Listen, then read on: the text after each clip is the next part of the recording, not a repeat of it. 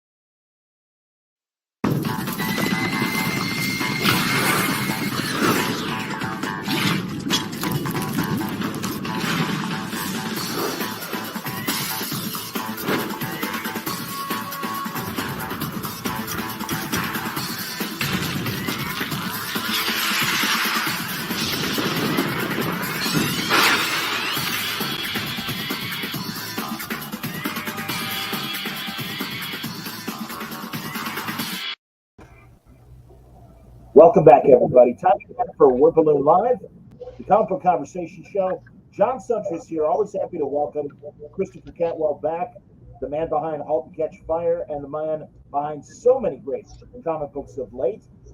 It's good to see you, Chris. Welcome back. It's good to see you too, John. How are you? Doing good, man. Doing great. Really enjoying everything you're putting out. I want to start, though, with the one that you'll probably be able to talk about the least, and that's the big announcements that's coming up this spring, and you're going to be taking over Obi-Wan Kenobi for the Star Wars line. Great Phil Noto cover. Yeah, it's an awesome cover. Yeah, what can you tell us about the story without spoiling? Well, I mean, so there's an editor at Marvel named Mark Paniccia who runs the Star Wars kind of office, and I've gotten to know Mark over the last couple of years through the other work I've done at Marvel, and he's an awesome guy, and we've tried to put together a couple pitches for various characters in the past, and we just kind of clicked, and this opportunity came by, and he approached me, and it literally started with a text on my phone, I think while my wife was cooking dinner, that was like, do you want to do something in the Star Wars universe? And I was like, yes, and I think he said, do you want it? He's like, do you like Obi-Wan? And I was like, do I like Obi-Wan? I mean, I think you can see behind me, I have my special Obi-Wan sideshow action figure back there. So yeah, and the concept that he came to me with was super cool, which was that it was going to be, one-shot stories from Obi-Wan's life, over 5 issues. So, we get to do, and this is in the announcement, but it's still cool to even think about for me. Like, he's a youngling in the first one. He's a Padawan in the second one.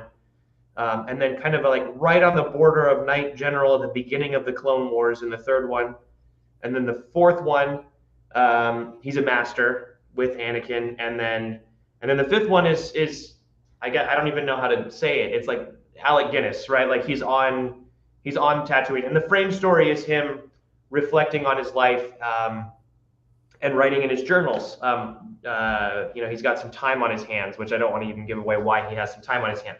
But it's like weeks before A New Hope starts, and he can kind of sense that things are coming to a head in terms of his destiny, right? And so he's obviously not clairvoyant, but he can just feel it. There's something in the air. He knows Luke is of a certain age, and he's taking a moment to reflect. And what's cool about this is that, that was the structure, but I was able to go in and wholly craft these stories in his life, and it's canonical. I mean, like, it'll be part of his biography, of the character's biography. And as somebody who grew up watching, my parents had taped Star Wars off of like CBS in 1984, the first time it aired with commercials. And, I wore that tape out, and I have the commercials memorized, let alone the movie. So it's incredible to get to do this. So it's a lot of fun. Yeah. That's like the holiday special, the bootleg that's out there that, has all the local Baltimore commercials and stuff. No, I get it, man. That's outstanding. And the great thing about Obi-Wan, because of the way we've seen him in his life, and we're even getting a bit of that with Luke on the Boba Fett show and Mandalorian and everything, that there are these great gaps of space that you can fill in amazing stories. I remember Jason Aaron did a great one-shot right after Marvel got the license, and it was that whole thing of Obi-Wan kind of sneaking equipment to Luke, kind of nudging him towards his destiny, and this great confrontation with Uncle Owen, hey, back off. This kid's not going to die like his father did, or wind up like his father did and stuff. And it's that, that's the thing. There's great opportunities, I think, for great character moments and great story moments. So, and in the right hands, man, honestly, I've really enjoyed your Marvel work and your independent work as well, man. And of course, your television work. So I'm so glad you're so comfortable writing these comics and everything. I really have taken to it. I mean, I love it, and I just feel very fortunate to have parlayed these things into different gigs, and to be writing Star Wars is crazy. I mean, it's a dream come true, and a lot of fun, and yeah, but I get to just touch on all those dynamics you're talking about, right? Like you get to, Obi-Wan, what are Obi-Wan's thoughts on Owen, right? Like all these different kinds of things. I'm excited to bring a lot of that in, and I tried to do I try to do as much research as possible, which is funny. Like, I thought I knew a lot about Star Wars, and I mean the granular detail I needed to go into for things like the Clone Wars and stuff. I mean, now I feel like I learned a lot more just because there's so much out there. It's so massive. So I hope people will appreciate the level of detail, because I love bringing a really precise level of detail to everything I do, just because I think it lends to the plausibility, and then you can really buy in. You feel comfortable in what you're seeing. It feels like what you know, and then you can get into the complexities of the character, the dynamics, the psychology, and all of that. So yeah. The granular research you have to do, does Lucasfilms accommodate you? Do you have to? I know a couple of the guys that had to do the novels, had to go to Skywalker Ranch, do their research there, and find out things. But how does it work for this comic book? I mean, for me, I mean, the story group has been excellent, and they're extremely supportive, and obviously everything goes through them so they can kind of help keep it unified, because there's so much going on at this point in the universe with the television shows, the movies, the comics, everything, the novels. But beyond that, my son has the Star Wars Encyclopedia at home. He has the 3 volumes, so that's been helpful. So I'll just dig that out from under his bed, and his beat up copy. He's 8, and go through it and borrow it for a little bit. I use Wikipedia is fantastic. I just want to it's incredible, like that. And I think I tweeted something about this maybe a month ago or a few weeks ago, that Wikipedia, and then Marvel Fandom, and some of these other sites, Memory Alpha, they're so great at building out that level of detail that I can go and find it, and it's cited and it's sourced, and once I check it out and make sure it's legit, which it 99.9% of the time is, it's extremely helpful. I mean, to be able to do that. So those communities are essential for me in terms of what I do with the IP work I do. So props to those folks. Well, and in fact, I'm going to zoom in again on your couch behind you, because I see Spock and Admiral Kirk from the first movie and everything. I'm so with you on Memory Alpha. And God, even during Star Trek Prodigy, I'm going to make you talk Star Trek a little bit later, but during Star Trek Prodigy, just everything, all the little clues they were giving us to when it was taking place and all this stuff. I mean, I was so like relying on Memory Alpha, going, "Wait a minute, is this that?" And is A B? That Yeah. kind of thing. So no, it is terrific. And again, as someone who you're so familiar with the evolution of computers and the internet and stuff, God, again, stepping back and thinking the 20 plus years of the way these fan sites have developed and become legitimate sources of great material. It's like they followed suit the way that Wikipedia has. I mean, like, like I remember in high school or college, it was unthinkable to cite Wikipedia in a paper. And my wife is a high school teacher now, and I mean, Wikipedia is considered a valid source as long as you use it correctly and it's cited. Like these same sites have followed suit for these pop culture things, and it's super helpful. And I like writing stuff in a way where you can enjoy the story and it's there for you if you're completely casual and you're not 6 volumes deep on Iron Man, or you've seen the recent movies of Star Wars, or you're just kind of casually checking out the Disney shows. But it's there if you want to go deeper, right? Like, and I'm like you, where it's like I'm doing a rewatch of Next Generation with my sons, and like, I'm like, oh wait, yeah, like, and I go to Memory Alpha after they're in bed and read like, oh, that's cited here and that references this and this goes back to. I just enjoy that stuff, and it's fun. I don't want to put that in front of the story, but it's nice to, like, if you want to go deeper on it, you can, And we did the same thing with Hull, with all of the cultural references and historical stuff and the computer stuff. It's all connected to real life things, so it's there if you want it. I love that level of detail in story. It's great. Absolutely. It's funny. My college is having its annual reunion in the spring, and I'm very fortunate they're putting me in the Broadcast Hall of Fame because of Word Balloon, which is ridiculous. That's great. But it is that era. Well, actually, it is that era of Halt and Catch Fire, and my friends are assembling this great playlist of mid '80s music that we were playing at the college radio station. And I told them, I'm like, man, just watch episodes of Halt and Catch Fire, and you'll find some great one-hit wonders that you can put in there. And oh my God, yeah, we had a music supervisor on the show named Thomas Galjevich and his team, and the stuff they were able to dig up for us was incredible. That was such a gift. Yeah. Having lived through it, man, absolutely outstanding stuff. Here are a couple comments that people are making, man. Brett is saying, from Iron Man to Angel to Star Wars, hitting on all my favorite titles. I'm going to be reading a lot of Cantwell by virtue of these great properties. And then Dante has a question. He mostly knows you as a writer. He's been enjoying your Iron Man and Blue Flame runs currently. What artistic muscles do you enjoy flexing more, writing, acting, or directing? Boy, I mean, it's funny. I mean, acting is something that I don't do. I think last time I acted was I was in a comedy troupe in college at USC. I directed our comedy troupe, which was funny because when I was a senior, this is just like anecdotal trivia on a Monday afternoon, but we cast the freshmen that we cast that year were Kyle Mooney and Beck Bennett from Saturday Night Live, which was crazy. So I was the senior. I was directing with the other seniors, and I remember when those guys came into the troupe, I was like, oh, these are the funniest people I've ever met in my entire life. And I had been around a lot of funny people, and they're incredibly talented. And it's fun to watch them go off and do stuff and then connect with them later about it. But yeah, so I mean, and before me, this was years before me, but like Jason Reitman was in the group.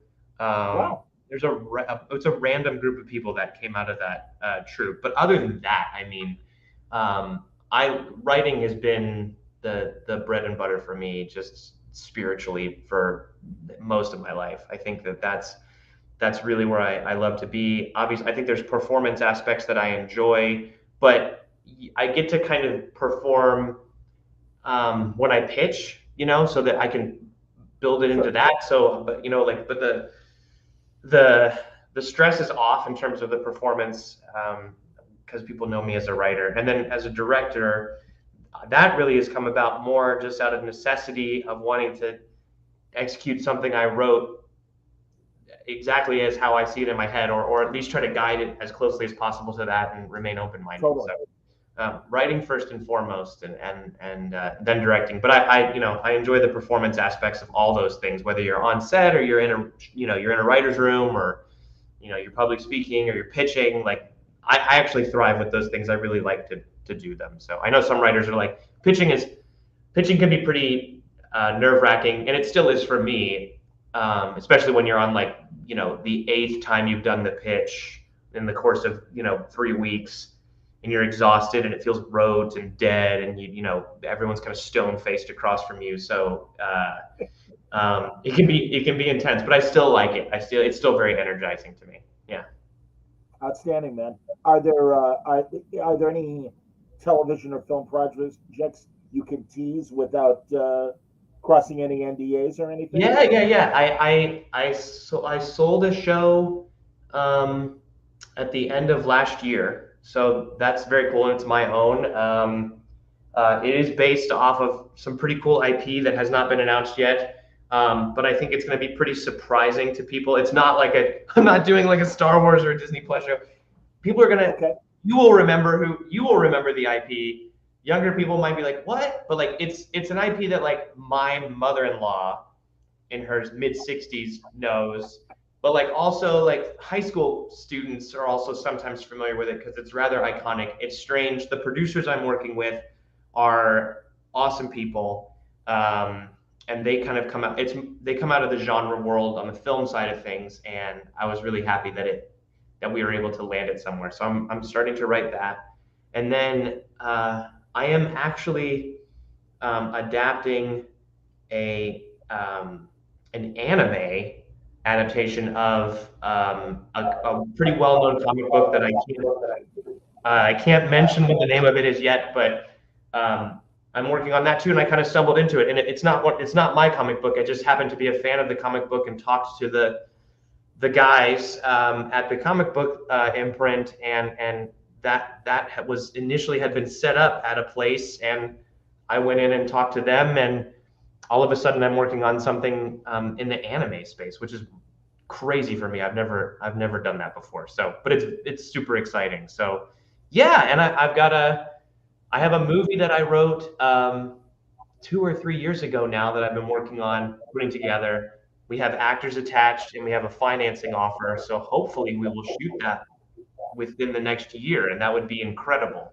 That would be huge. That's like the dream come true, because I'll have written it and directed it, and that's kind of what I wanted to do when I was 16. So to finally get to do that would be amazing. Oh, that's great to hear, Chris. Fantastic, man. Like I said, it was such a great thrill to discover Halt and Catch Fire. Honestly, really, like on the heels of you coming on a couple summers ago when we had that big Mondo show during San Diego week. Yeah. Everybody in, and Shelley Bond and everybody that was on, and I just started watching it knowing you were going to come on, and it just sucked me in, and so it's great. And truly, your TV work and your comics. You're a hell of a storyteller, so I'm really happy to hear everything's firing and everything, man. Absolutely. So let's talk about Iron Man, because man, what a great run. Good Lord. And truly, and especially now introducing the Cosmic Iron Man. Yes.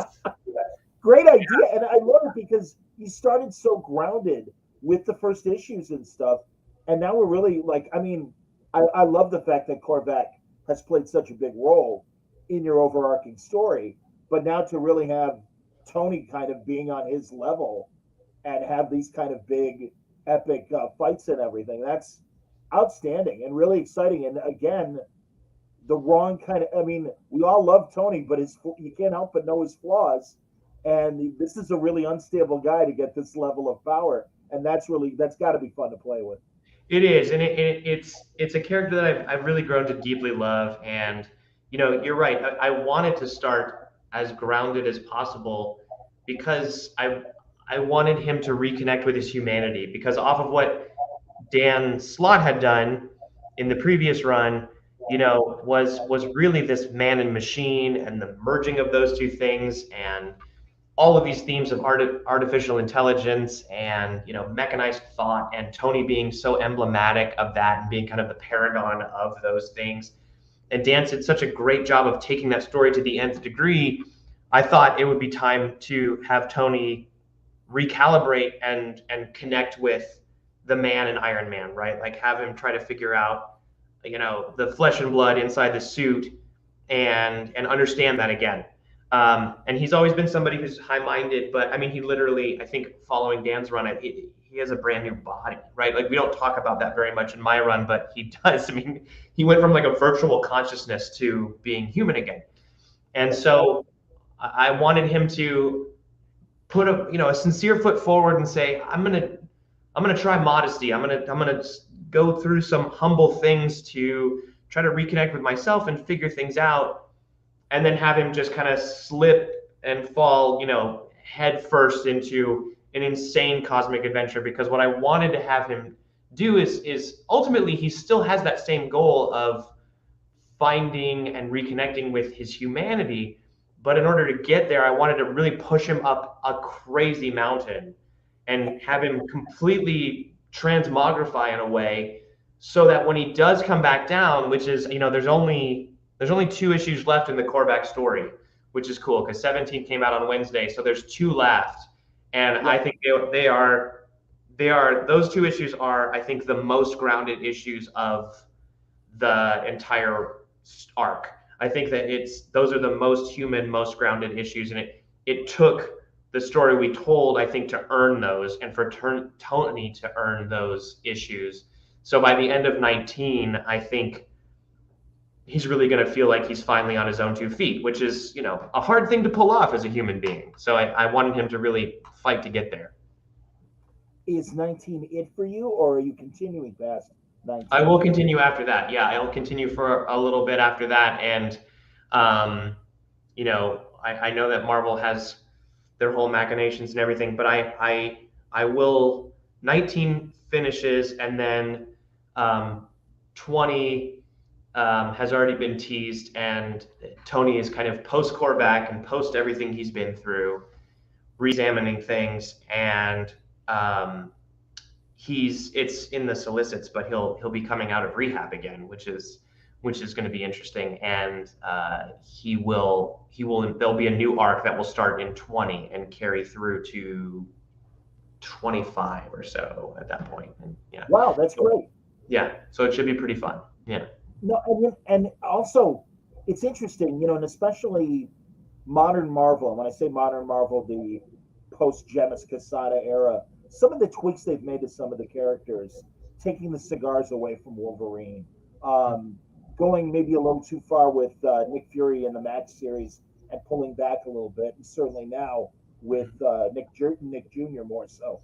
But I do appreciate that the addict and recovery aspect of Tony is still a very important thing that they are allowing creators to explore, because it is a different dimension, and it shows flaws in the character, but also, again, it makes him very human, and I think very relatable to a lot of people. He ultimately is so human, and it is one of the most compelling things about him to me, is that he was not gifted any natural superhuman abilities like so many other characters.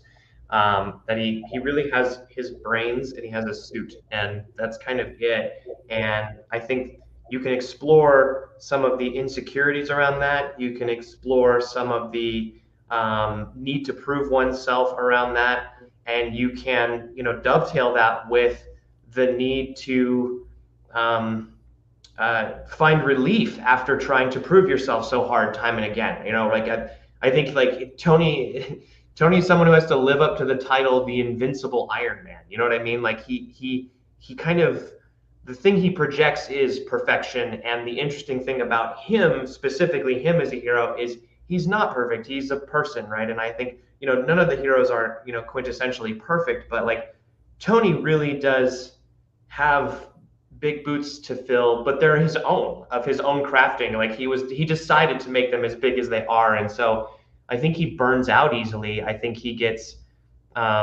insecure, which is where some of that arrogance comes from, because he mistakes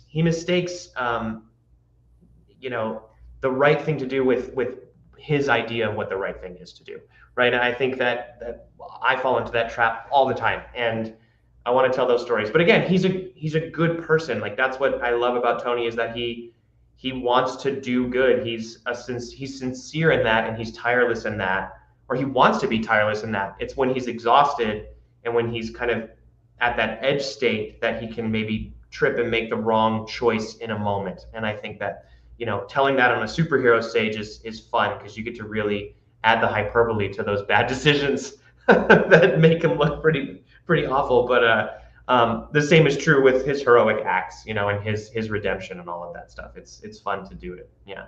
Yeah, and also he has this belief, I can fix it. I know what to do. Yes. Don't worry, I got this. And really, he doesn't. And that's why, too, I love this crew that you've assembled around him as well. And truly, the most interesting choices of some C and D level characters. And it's great to see them in these roles. And truly, man, you're breathing new life in these people. It's fun, and I think I pulled a few. I think there's definitely a handful in there that are like very much from, J.M. DeMatteis work that I loved and grew up on as a kid. So of course we've got Frogman and Gargoyle are in there.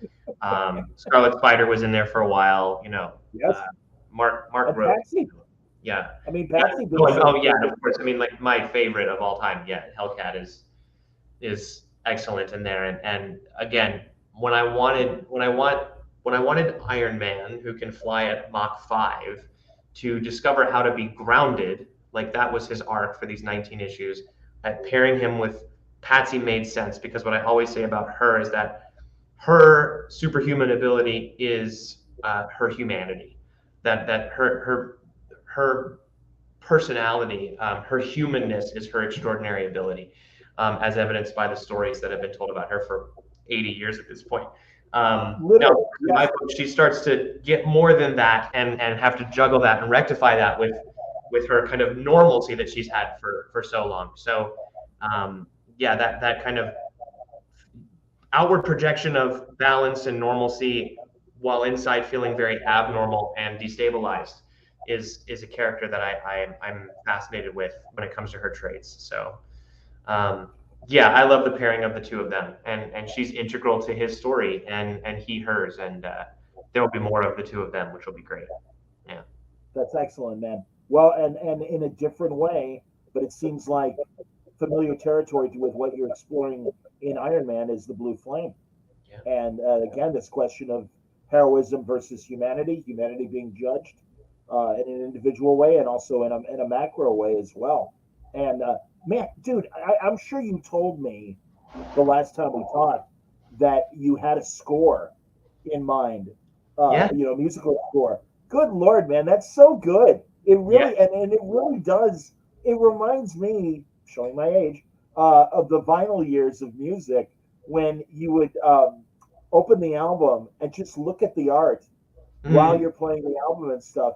And it is Yeah. just so impressive. So kudos for coming up with that idea, and really, who's the composer that's It's doing funny. that? His name it's my old friend Aaron Fisher, who he's kind of this piano genius where he plays everything by ear. He doesn't write any of this music down.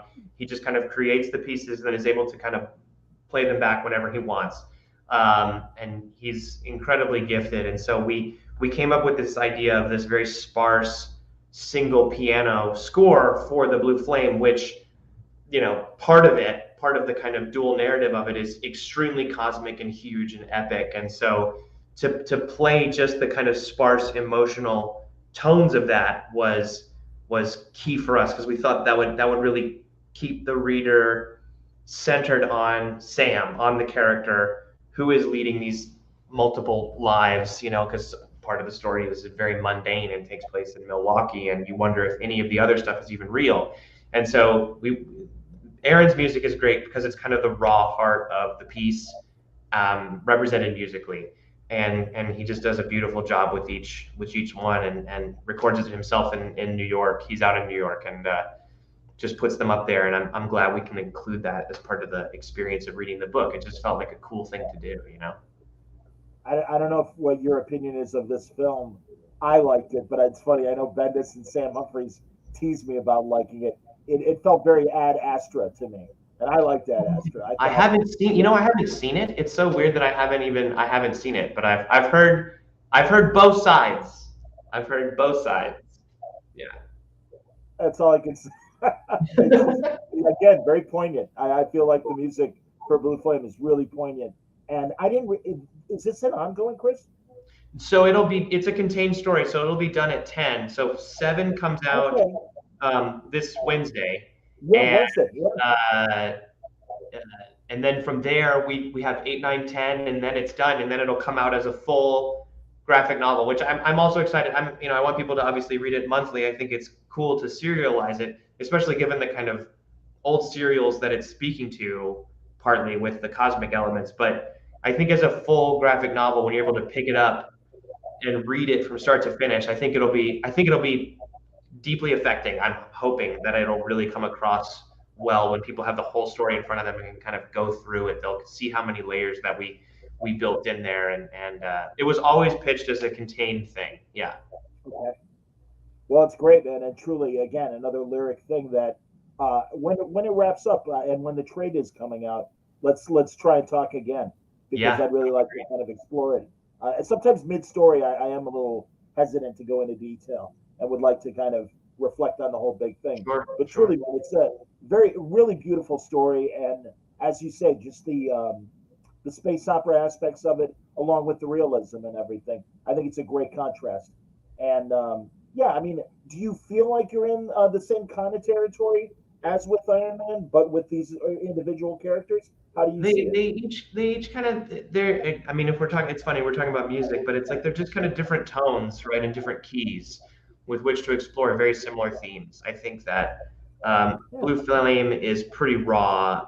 It has some darkness to it, but it's all to really elucidate some of the beauty that I think we're going for, right? And I think that, I mean, the work that Adam and Kurt have done in the art speaks to that. It's not a dreary book to look at. You know what I mean? Like some really serious shit happens, and it's tough. And it is tough to write even at times. I was actually writing the second to last issue this morning while before I got on with you, and some of it is unflinching, but all the same, I think like overall the book speaks to, I don't know, the human condition, and not in a negative way.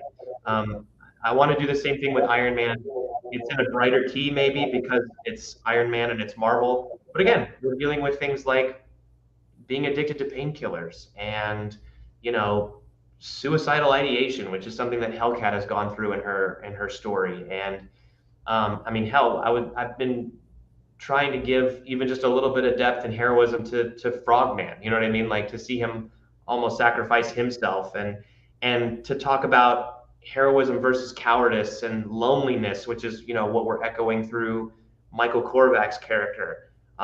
You know, we get to use maybe some darker brushes with Blue Flame, but it's all the same stuff. I just write the same thing over and over again. That's what it feels like. Every time I read Obi-Wan to be like, okay, this guy feels profoundly disconnected and sad about stuff, but he's hopeful. No, but and again, the contrasts are there. But yeah, it's interesting. This is where your mind is, and that's great. Hey, and that's great. And it's a worthy subjects, and also calling back to Iron Man. Really glad that Doctor Doom is coming back because you know that series was so. Can't leave that character alone. I can't leave Doctor Doom alone. I feel like Tom has even said to me, Tom Reward has been like, yeah. You're gonna go back to Doctor Doom? Like you're gonna go back to the Doctor Doom well? And it's like, yeah, I just really want to. I mean, I don't know. I really like. There's parallels between Victor and Tony that are great. I mean, they're two kind of profound egomaniacs in the Marvel universe. Yes. One is a villain and one is not. And yeah, I think that it's very different to write those guys than it is someone like Steve Rogers, where that's a character who is. When I did that miniseries with Dale, like. That character is a paragon, right? That character to me is what Grant Morrison was talking about in their wonderful spiel about heroes in comics. I found writing Steve harder than Victor or Tony by leagues, but I loved it. But it's not just because he has a more kind of, Steve was like, you want to be him. Like as I was writing Steve, that was kind of how I tapped into it, was like, you just want to be this guy. Like, and the same is true for the Falcon, for Bucky, for that kind of whole crew. You look up to them.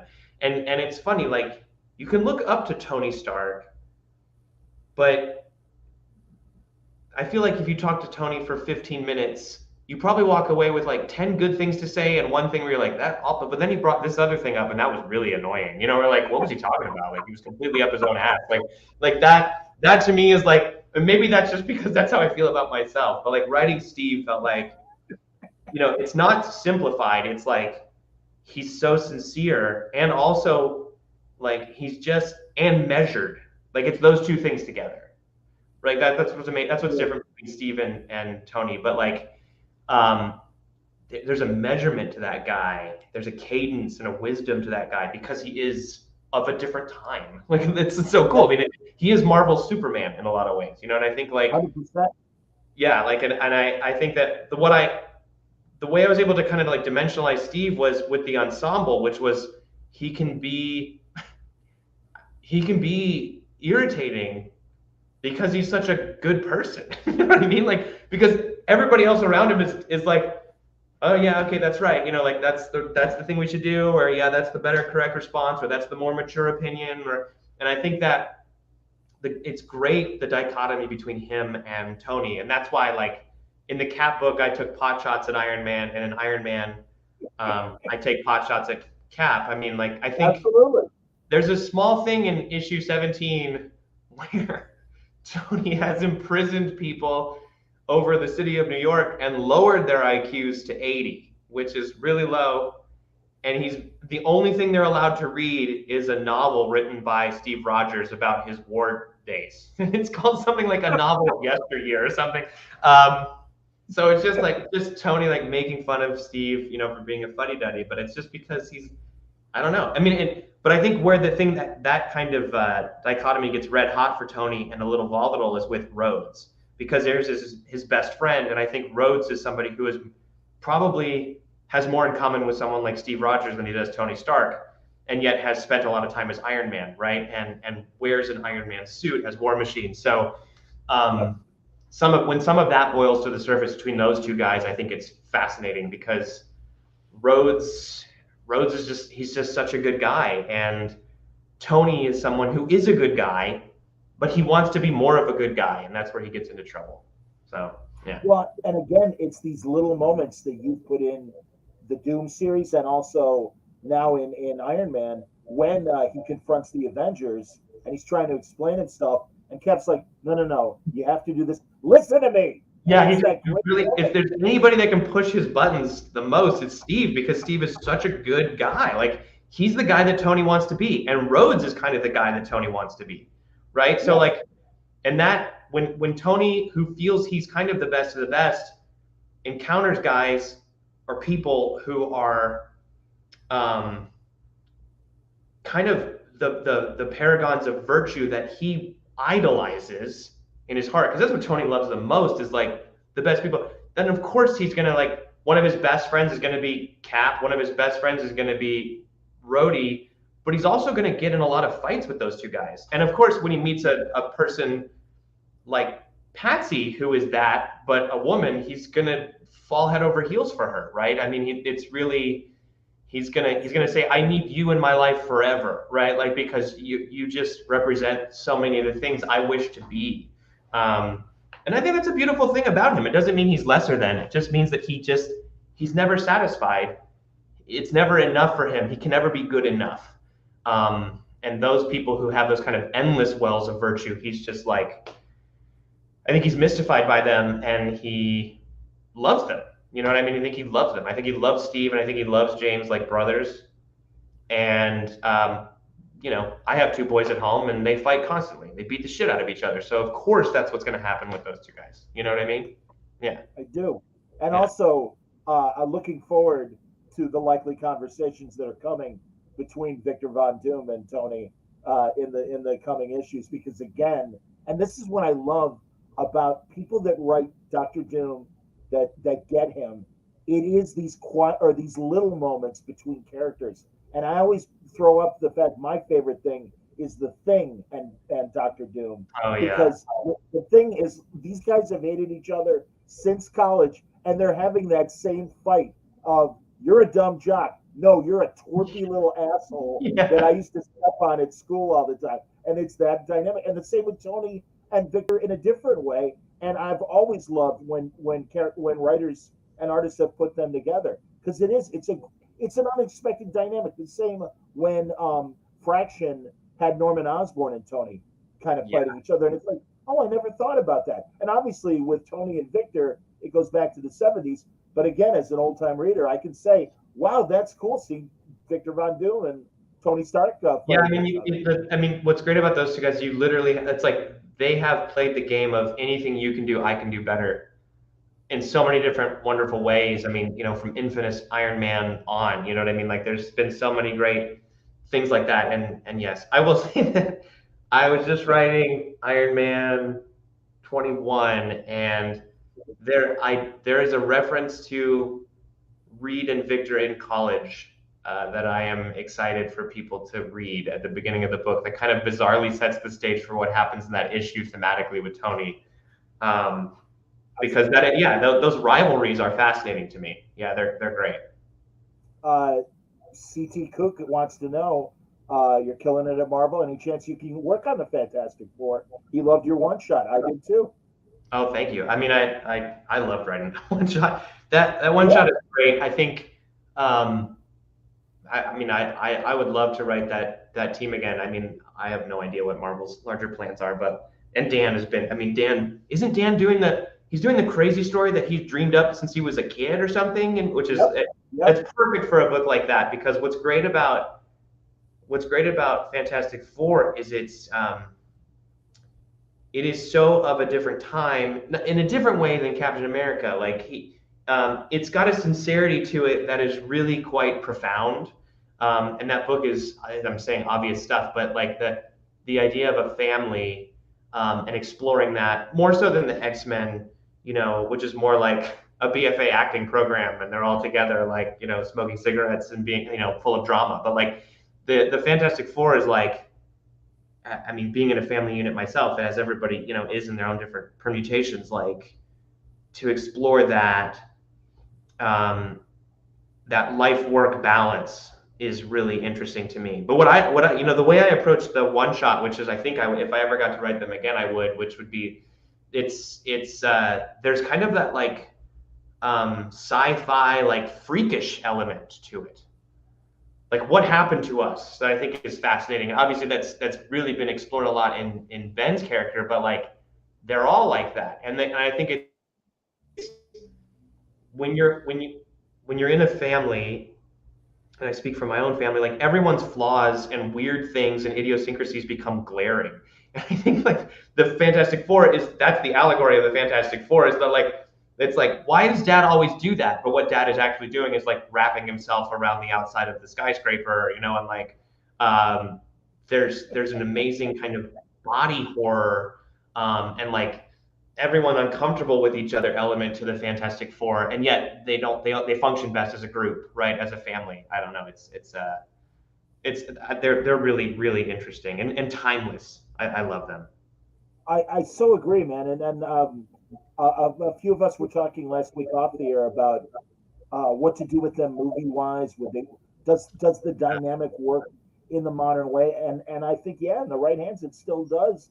And the whole family, being too familiar with your family and knowing all the flaws. Your family members are the strangest people in a way, right? And that you're the most familiar with them of anyone else. I think that's very true. I speak as a representative of such weirdness and observer of such weirdness, so I get it, man. Jay Gomez, very nice. Congrats. Blue Flame is one of the best books on the market right now. Absolutely, man.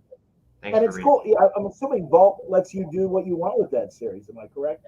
Yeah, I mean, Adrian, I worked pretty closely with Adrian in building that out, in terms of the arc.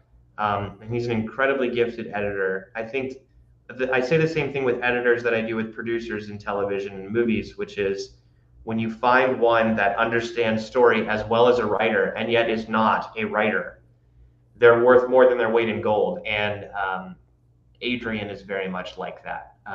He just has a very, very focused and clear sense of storytelling and character. And his early input on Blue Flame was invaluable in helping me frame the story I wanted to tell. And yeah, I think that it's a part of the book's DNA at this point is Adrian. So, and like a good editor is in there like that, and I've really had the good fortune to work with some really special ones. But yeah, I mean, like, Vault is very artist, meaning, the creators centric. So they kind of let you go and do it. I mean, but they're also invested and have opinions about what matters. So it's great. It's a really great place. That's cool, man. No, you and Tim Seeley as well with Money Shot, I think are really great, dynamic books and everything. And I appreciate Vault's editorial perspective and what they're allowing creators to do. Pretty cool. Absolutely. And I'm glad you mentioned the Cap miniseries from last year, because again, we teased it last time we talked, and man, that really worked out well. And again, longtime Cap reader, always love when other people put the suit on and try to measure up either inadvertently or John why am I blanking, U.S. agent. Oh, John Walker. Yeah, John Walker, of course. And I mean, obviously they exploded in the TV show so well, but I love these it was just such a great idea, and so cool that Cap is so inspirational that people are just compelled to follow in his footsteps. Yeah, I mean, it made sense to us that, like, in talking about that with Alana Smith, that was really kind of her brainchild, that book and its concept.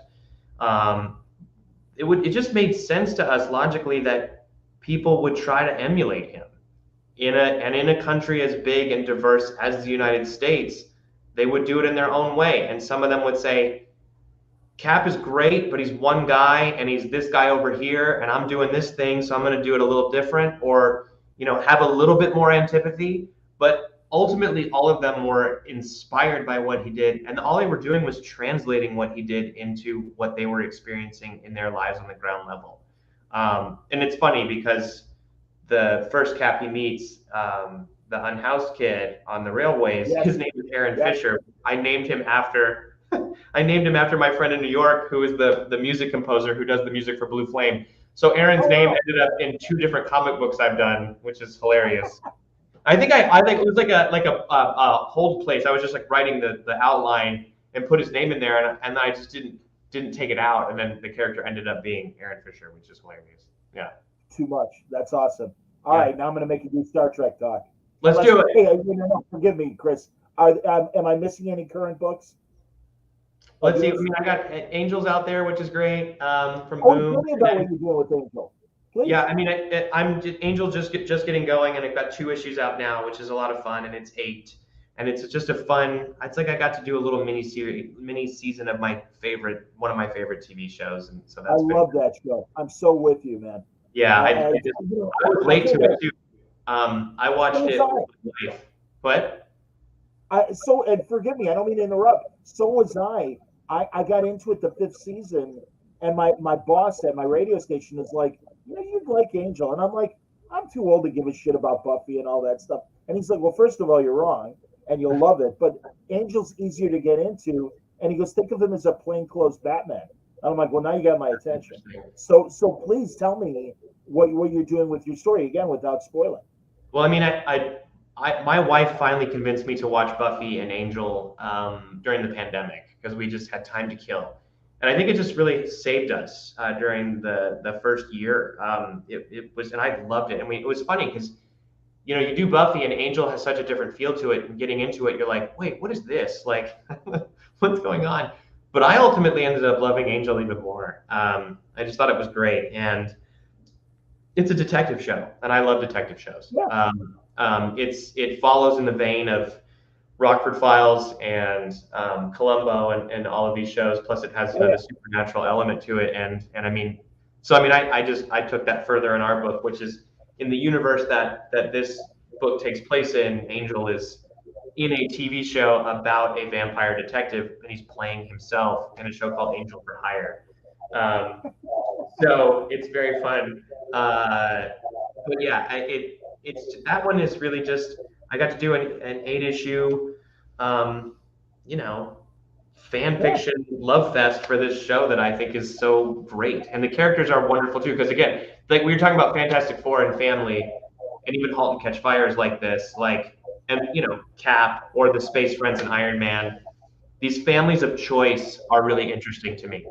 I love exploring books where it's a family of choice, whether it's Tony and Hellcat and Frogman and Gargoyle and a bunch of randos, or all the different people that are, you know, want to be Captain America, or the, you know, an actual family.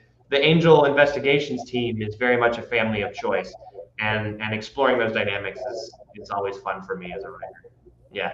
Who's the lineup then? Is it season 5? Is it, you know, Team So Angel? it's a little different. It's I kind of played 52 card pickup with the cast, so because it actually picks up after the last Angel run with Boom Comics, where they entered another universe and encountered a different Angel in Spike, and this one picks up with the Oz from that previous series, ending up in yet another universe. And so Angel's there, Cordelia's there, Lorne, Andrew is there from Buffy. Fred is there, but she is a Slayer, and Wesley is her Watcher. So and Gunn is there, and but so it's like kind of mixed together and like in a weird way. And in 7 and 8, you finally figure out why Fred is the Slayer and Wesley is the Watcher, and because the conspicuous absence in the book is Buffy, and there's no mention of her. That there will be kind of a solution or an answer to that in the last couple issues, which is fun. Which is like, how did this universe come to be? Yeah. Oh, that's cool, man. And is that through Boom? Yeah, it's through Boom. Yeah. Okay, that's great. Oh man, I got to jump on that. Very cool, man. I was gonna say I didn't want to miss a book that you're currently doing and everything, and give you the opportunity to talk about it. And I'm a massive Angel fan. I mean, and then as you said, I mean, that's getting an Angel made me appreciate Buffy. And yeah, those are amazing shows. They really are. And I've met Tim Minear, and I'm trying to think if I met any of the other writers, the key writers and stuff. I met Joss years ago as well. But I really like talking to Minear about Angel in particular and everything. It was pretty neat. So, all right, Star Trek. I got to ask it. Yeah, let's do it. So you're in the midst. How old? Now you said you have an 8-year-old son. How old's your other son? He's 4.5. So 8.5 and 4.5, and we're on. My wife and I alternate putting them to bed. So on my nights, we do half of a Next Gen episode. So yeah, and during the pandemic, the original series was on 6 nights a week at 8 o'clock, right when the boys were going to bed. So I started just turning it on while they were getting ready for bed, and then they got kind of sucked into it, and then we ended up going through it twice, just having it on in the background and then actually sitting and watching it. And then my older son got very interested he was like, what is Next Generation? Like, what is that? Because it was always on after. And so we've started watching it, and we're now on season 4, episode 15. We just finished the episode First Contact, which is done from the perspective of the Mercurians or whatever it is, where the Enterprise is like the aliens and Riker is undercover and all that. It's great. Yeah, they're like they're like a 20th century Earth sort of. Yes. You know. Yeah. BB Newirth is the doctor that wants to have sex with the alien. Yes. Yeah. So I tried it. I can't screen the full episodes before I sit down with my kids to watch them. I try to read which one, like what's going to happen in the episodes. There's been a couple that are like, oh my God, like The one that really got them that I did not see coming because I had forgotten about it was Conspiracy, where the alien parasites take over Starfleet Command, and they blow up, they phaser off the guy's face, and then his head blows up, and they blow up. My son was screaming as I was like leaping for the remote. I was like, no! I mean, it was so. But now he jokes about it. He brings it up all the time. He's like, oh yeah, like Conspiracy. So yeah, I mean, but by and large, they're like my older son cried when Dr. Noonien Sung died in that's heartbreaking. Absolutely, man. Yeah, because it was like the dad, but then I cried when Data's daughter dies. Like I started crying during that one. So it's like occasionally we'll get emotionally caught off guard, but mostly it's just us having a great time and doing 20 minutes of Trek. That's good. I'm betting you don't have time to read the novels. No, I mean I did when I was younger. Yeah, like I read Enterprise when I actually reread Enterprise last year, which is the first. Yeah, the Vonda McIntyre book. Yeah, where it's the very first mission. Yeah. Oh yeah, man. No, well, for the longest time, I was reading the novels because there was only one show at a time, and I could never get enough Star Trek. But that said, they wrapped up the book continuity with a 3-volume series, and the bad guys from Time's Arrow are the bad guys in this story. And it was so great reading it and then happening to stumble on the 2-parter. And it was so great, and my appreciation for the writers of the novels, because all of a sudden what was just exposition in the Time's Arrow story mattered in this novel story. And I'm like, oh my God, this is all, I mean, it was like a Rubik's Cube just clicking in. And truly, man, and again, I know I'm talking to the right guy, seeing Kirk and Spock on your couch back there and everything. I mean, it really was great. Oh, I should mention, ironically, the Chicago Trek Convention is the same weekend that I'm entering the nice. My college. And really, I'm like, but the Star Trek Convention. I'm like, Star Trek's like my religion, man. I've been watching it since I was 5. But of course I'm wrong, But yeah, I'm like, oh man. That's amazing. That's incredible. That's too funny, man. Well, and are you gonna watch or have you watched Prodigy with your boys? My sons just started Prodigy and they really dig it. They've watched a few episodes of the old animated show. Great show. They really like it. But they were kind of blown away by Prodigy. They really dug the first couple episodes they saw. But yeah. And I'm excited because I told my wife yesterday, I was like, we're gonna have to watch Picard season 2. I want to make sure that we watch that. So I'm gonna drag my wife through Picard season 2, which should be fun. That's great, man. And you hear my microphone hopefully just got better. Oh yeah, it just got way better on my end too. Wow. Oh, I'm so sorry, everybody. I wish I had thought to do my pre-flight check on my equipment. And so I'm very sorry that it was so muffled. I'm glad Chris has been clear. That's the important guy that you got to hear. And maybe you could hear my questions clearly enough. But thank you, Andrew, for pointing that out on the chat that there were problems. A couple more questions if you still got time. Chris, I don't too long. First of all, Dante wants to know any chance of you doing more Angel for Boom past this arc, and maybe use Lindsay in the story as well. Lindsay, great character. Lindsay is great. Lindsay has a cameo in issue 1 of my series. Okay. He's in there. And his role is a little different given that it's a different universe. But no, I haven't talked to Boom about that yet. And I still have to write the last issue, which will kind of finish out this story and get there. And like I mentioned earlier, I've got a few TV things that I need to focus on. So I got to wrap up some of my books that I've been going on for a while now, like Angel. Regarding the Matter of Oswald's Body is done. Issue 5 of that comes out next month. Blue Flame, I'm almost done writing. So I kind of clear the decks for a second and then reassess and see where I'm at. Yeah. Understood. Brent has a great observation. One of the things I think is great about this era of Iron Man, we've had some creators who have come onto the book only to leave them because they get a chance at their passion project. This time we have a creator on the series that was a big fan of the title before coming on the book. Like Iron Man gets to be the passion project for once. Yeah. No, it's self-evident. Yeah, I mean, I it's funny. I will tell him myself though, and say that when I was a kid, I didn't read a ton of Iron Man as a kid. I think I had one like classic like Bob Layton cover.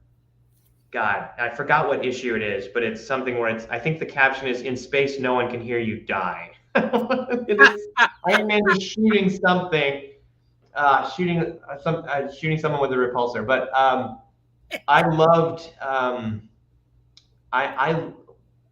I loved the character. Like I was exposed to the character in like Secret Wars when I was a kid and stuff like that, right? And like and then when